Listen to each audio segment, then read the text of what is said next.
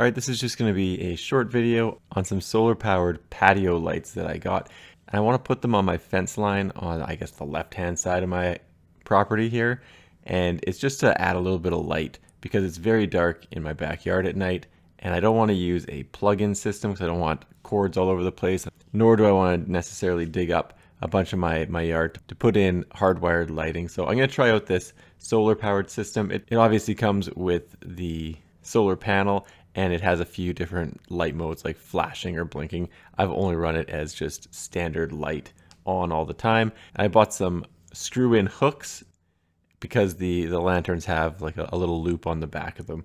So what I'm going to do is I'm going to put a screw-in hook every second light to get a bit of a dip in the middle of the lighting chain, and it goes in really easy. You just take the screw, obviously, like I said, screw it in, and because it's a hook, you could easily hook the lights to it. So very fast and very easy. The only complaint I have is that by doing it every second light, I ended up on the last light having to put an additional one in. So the last two lights in the chain are obviously look a little bit different. And then for the solar panel, I also used a little hook, but I had to move it over so that it was in the sun.